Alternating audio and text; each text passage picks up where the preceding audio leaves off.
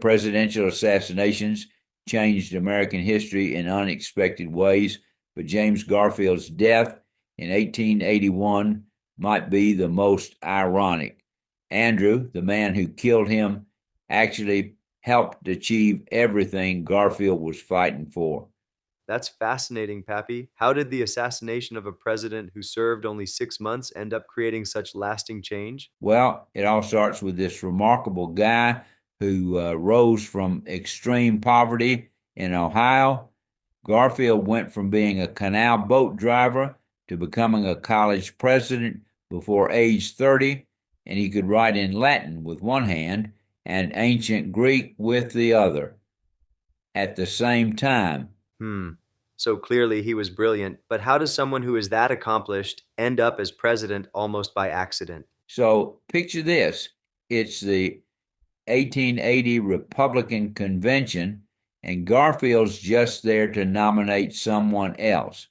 But after 36 deadlocked ballots between Grant's supporters and opponents, they basically look around the room and go, oh, hey, what about that impressive guy who gave that speech? You know what's wild about that? He wasn't even campaigning for himself. He was literally doing his job, supporting someone else. Right.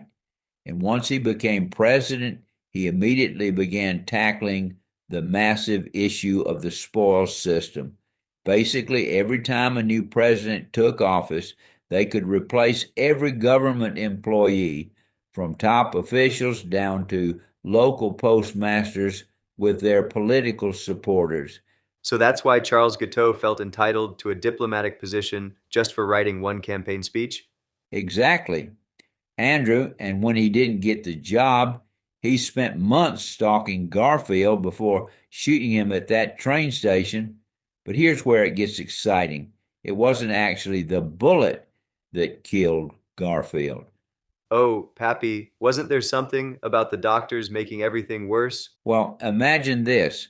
They kept probing the wound with unwashed hands and unsterilized instruments, trying to find the bullet. They didn't yet believe in germ theory. Even Alexander Graham Bell got involved, inventing a metal detector to try to locate it, but it failed because they didn't account for the metal springs in Garfield's mattress. That's absolutely horrifying. How long did he suffer? 80 excruciating days. And get this, they were feeding him rich foods like beef bouillon through his rectum because they thought it would help maintain his strength. Modern doctors say he would have easily survived with basic modern medical care. So, in a way, his death was caused more by the medical establishment's resistance to change than the actual assassination attempt? That's exactly right. And it perfectly parallels what was happening in politics. Just as doctors were resisting new medical theories, the political establishment was fighting against civil service reform. But Garfield's death changed everything. How so? Well, when the public learned that Guiteau was motivated by the spoils system, they demanded change. This led directly to the Pendleton Civil Service Reform Act of 1883, which finally established that government jobs should be based on merit, not political connections. So, his death actually accomplished what he was trying to do in life? Yeah, and not just in politics. His death also sparked major medical reforms when people realized how backward their practices were. But you know what's really tragic? He was also pushing for civil rights for African Americans and universal education, causes that got set back after his death, That really makes you wonder what might have been different if he'd served a full term. especially considering his last words were, "My work is done."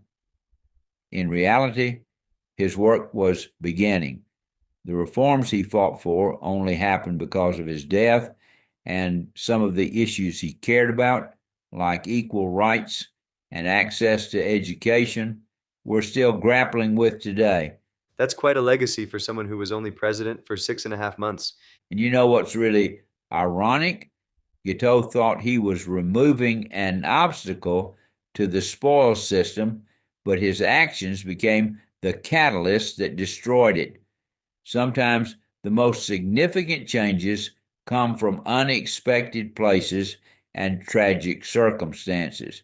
Well, Pappy, that certainly puts our current political debates in perspective. It really does, Andrew, and it shows that real change often requires more than just good ideas. It needs something dramatic to shake people out of their comfortable assumptions. In Garfield's case, it took his death to finally break through the resistance to reform.